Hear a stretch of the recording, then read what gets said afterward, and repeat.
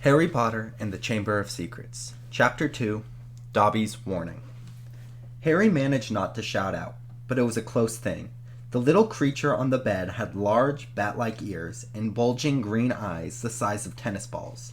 Harry knew instantly that this was what had been watching him out of the garden hedge that morning. As they stared at each other, Harry heard Dudley's voice from the hall. "May I take your coats, Mr. and Mrs. Manson?" The creature slipped off the bed and bowed so low that the tip of its long, thin nose touched the carpet. Harry noticed that it was wearing what looked like an old pillowcase with rips for arms and leg holes. Hello," Harry said nervously. "Harry Potter," said the creature in a high-pitched voice. Harry was so sure that it would carry down the stairs. "So long has Dobby waited to meet you, sir. Such an honor it is." "Thank you," said Harry, edging along the wall and sinking onto his desk chair next to Hedwig, who was asleep in her large cage. He wanted to ask, "Who are you?" but thought it would be too rude. So instead he says, "Who are you?" "Dobby, sir. Just Dobby.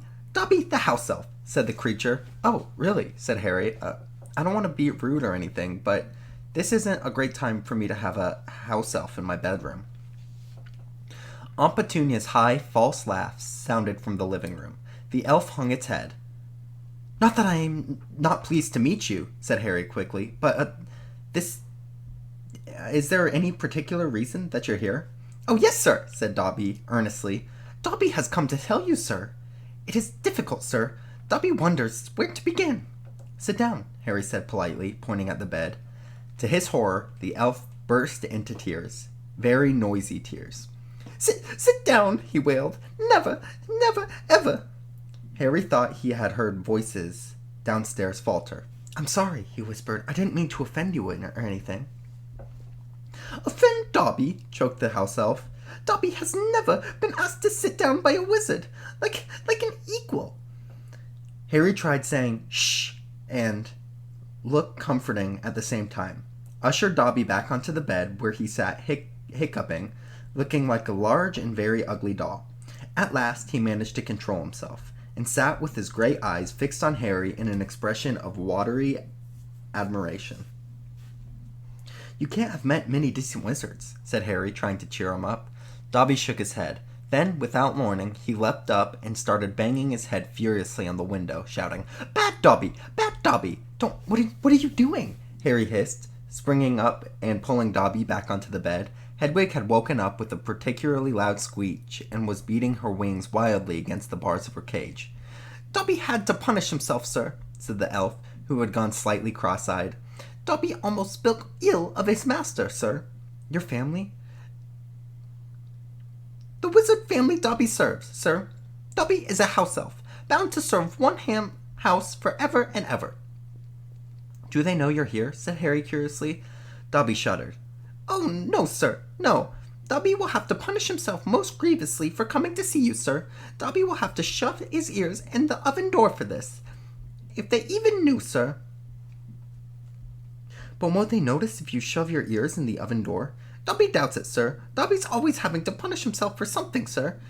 They let Dobby get on with it, sir. Sometimes they remind me to do extra punishments." "But why don't you leave? Escape?" "A house elf must be set free, sir, and family will never set Dobby free. Dobby will serve the family until he dies, sir." "And I thought I was hard done by staying here another 4 weeks," he said. "This makes the Dursleys sound almost human. Can't anyone help you? Can I?" Almost at once, Harry wished he hadn't spoken. Dobby dissolved again into wails of gratitude. "Please," Harry whispered frantically, "please be quiet. If the Dursleys hear anything, if they know you're here—" "Harry Potter asks if he can help Dobby. Dobby has heard of your greatness, sir, but of your goodness Dobby never knew." Harry, who was feeling distantly hot in the face, said, "Whatever you've heard about my greatness is a load of rubbish. I'm not even the top of my years at Hogwarts. That's Hermione. But he stopped quickly, because thinking about Hermione was painful. "Harry Potter is humble and modest," said Dobby reverently, his orb-like eyes aglow. "Harry Potter speaks not of his triumphs over he who must not be named." "Voldemort," said Harry. Dobby clapped his hand over his ears and moaned. "Ah, not speak the name, sir! Speak not the name!" "Sorry," Harry said quickly. "I know lots of people don't like it. My friend Ron—" He stopped again. Thinking about Ron was painful too. Dobby leaned towards Harry, his eyes wide as headlamps. "Dobby heard tell," he said hoarsely, "that Harry Potter would meet the Dark Lord for a second time, just weeks ago, and that Harry Potter escaped yet again." Harry nodded, and Dobby's eyes suddenly shone with tears. "Ah, sir," he gasped, dabbing his face with the corner of the grubbly pillowcase he was wearing. "Harry Potter is valiant and bold. He was braved so many dangers already, but Dobby has come to protect Harry Potter, to warn him, even if he does have to shut his ears in the oven doors later. Harry Potter must not go back to Hogwarts." There was a silence broken only by the clink of kitchen and forks from downstairs, and the distant rumble of Uncle Vernon's voice. What? Harry stammered. "But I've got to go back. Term starts up September the 1st. It's all that's keeping me going. You don't know what it's like here. I don't belong here. I belong to your world, at Hogwarts." No, squealed Dobby, shaking his head so hard that his ears flapped. "Harry Potter must stay where he is, safe. If he is too great, too good, to lose. Harry Potter goes back to Hogwarts. He will be in mortal danger." "Why?" Harry said in surprise. "There is a plot, Harry Potter. A plot that make most terrible things happen at Hogwarts School of Witchcraft and Wizardry this year," whispered Dobby, suddenly trembling all over. "Dobby has known it for months, sir. Harry Potter but not put himself in peril. It is too important, sir." "What terrible things?" said Harry at once. "Who's plotting them?" Dobby made a funny choking noise and then banged his head madly against the wall. "All right," cried Harry, grabbing the elf's arm to stop him.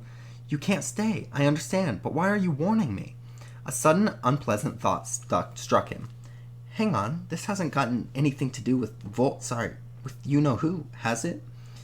You could just shake or nod," he added hastily. Dobby's head tilted warningly to close the wall again. Slowly Dobby shook his head.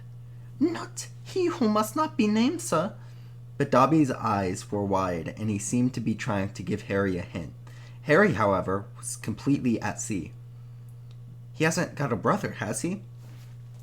Dobby shook his head, his eyes wider than ever. "Well then, I can't think of who else would have a chance of making horrible things happen at Hogwarts," said Harry. "I mean, there's Dumbledore, for one thing. You know who Dumbledore is, don't you?" Dobby bowed his head. "Albus Dumbledore is the greatest headmaster Hogwarts has ever had.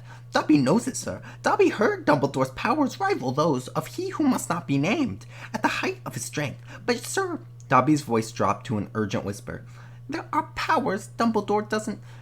Powers no decent wizard."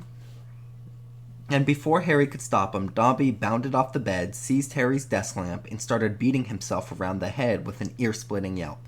Sudden silence fell downstairs. 2 seconds later, Harry's heart thundered. He heard Uncle Vernon coming into the hall, calling, "Dudley must have left the television on again. The little tyke! Quick, in the wardrobe!" hissed Harry, stuffing Dobby in, shutting the door and flinging himself out to the bed just as the door handle turned. "What in the devil are you doing?" said Uncle Vernon through gritted teeth, his face horribly close to Harry's. "You've just ruined the punchline of my Japanese golfer joke. One more sound, and you'll wish you'd never been born, boy." He stomped flat-footed from the room. Shaking, Harry let Dobby out of the wardrobe. "See what it's like here," he said. "See what I've got to go back to Hogwarts? It's the only place I've got. Well, I think I've got friends." "Friends who don't even write to Harry Potter," said Dobby slyly. "I've expected them to. They've just been—" "Hang on," said Harry, frowning. "How did you know my friends haven't been writing to me?" Dobby shuffled his feet. "Harry Potter mustn't be angry with Dobby. Dobby did it for the best." "Have you been stopping my letters?"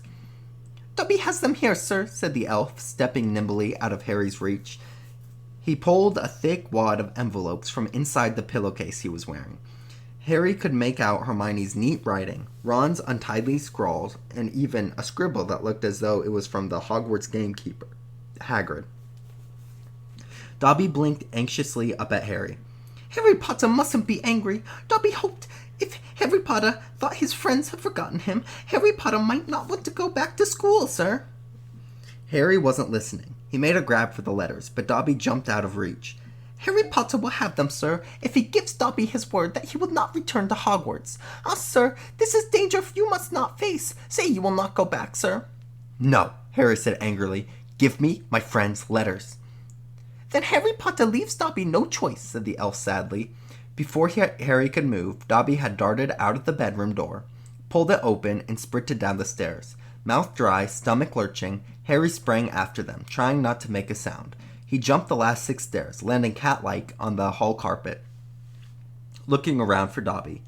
From the dining room, he heard Uncle Vernon saying, "Tell Petunia that very sunny story about those American plumbers, Mr. Manson. She's been dying to hear." Harry ran up the hall into the kitchen and felt his stomach disappear. Aunt Petunia's masterpiece of pudding, the mountain of cream and sugared violets, was floating up near the ceiling. On top of the cupboard in the corner crouched Dobby. "No," Harry croaked. "Please, they'll kill me." "Harry Potter must say he's not going back to school. Dobby, please, say it, sir." "I can't." Dobby gave him a tragic look. "Then Dobby must do it, sir, for the Harry Potter's own good." The pudding fell to the floor with a heart-stopping crash. Cream splattered the windows and walls as the dish shattered. With a crack like a whip, Dobby vanished. There were screams from the dining room, and Uncle Vernon burst into the kitchen to find Harry rigid with shock, covered from head to foot in Aunt Petunia's pudding. At first, it looked as though Uncle Vernon would manage to gloss the whole thing over. "Just our nephew, very disturbed. Meeting strangers upsets him, so we kept him upstairs." He shooed the shocked Mansons back into the dining room, promised Harry that he would flay him to within an inch of his life when the Manson had left, and handed him a mop. Aunt Petunia dug some ice cream out of the freezer, and Harry, still shaking, started scrubbing the kitchen clean. Uncle Vernon might still have been able to make this deal, if it hadn't been for the owl. Aunt Petunia was just heading around the box after dinner mints when a huge barn owl swooped through the dining room window, dropped a letter on Mrs. Manson's heel, and swooped out again.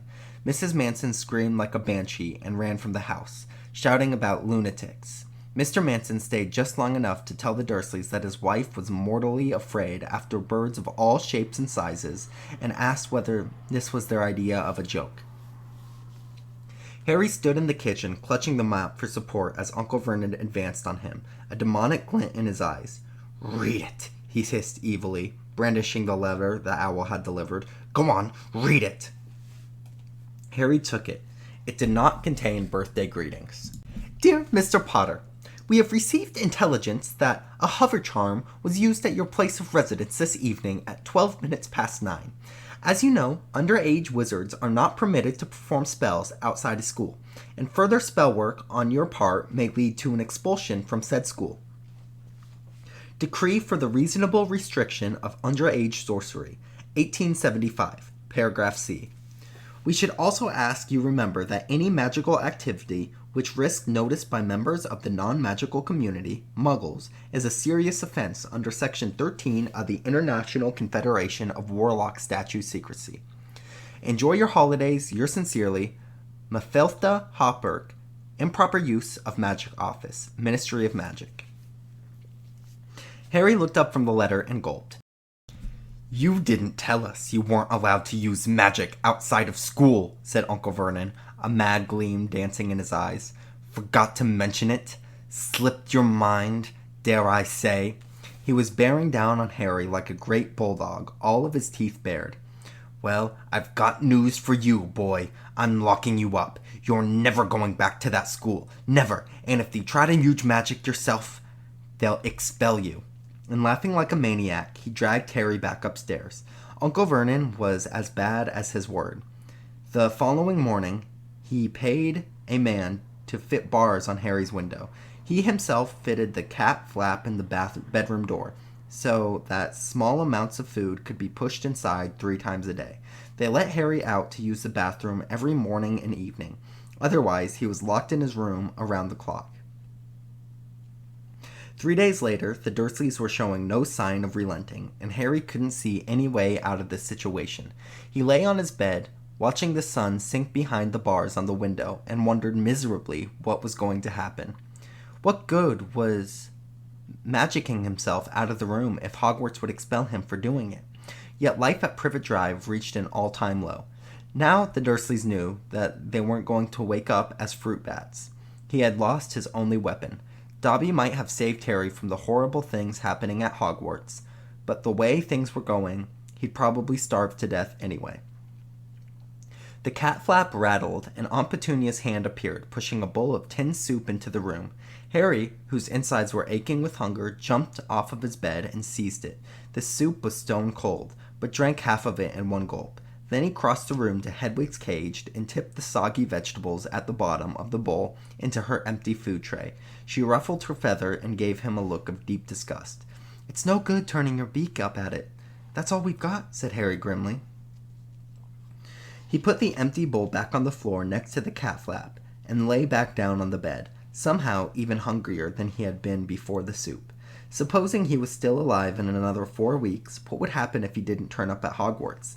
Would someone be sent to see why he hadn't come back? Would they be able to make sure the Dursleys let him go? The room was dark, exhausted, stomach rumbling, mind spinning over the same unanswerable questions. Harry fell into an uneasy sleep. He dreamed that he was in a zoo, with a card reading underage wizard attached to his cage.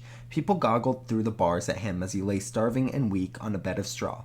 He saw Dobby's face in the crowd and shouted out, asking for help. But Dobby called, "Harry Potter is safe there, sir," and vanished. Then the Dursleys appeared, and Dudley rattled the bars of the cage, laughing at him. "Stop it," Harry muttered, as the rattling pounded in his sore head. "Leave me alone. Cut it out. I'm trying to sleep." He opened his eyes. Moonlight was shining through the bars on the window, and someone was goggling through the bars at him. A freckled face, red hair, long-nosed someone. Ron Weasley was outside of Harry's window.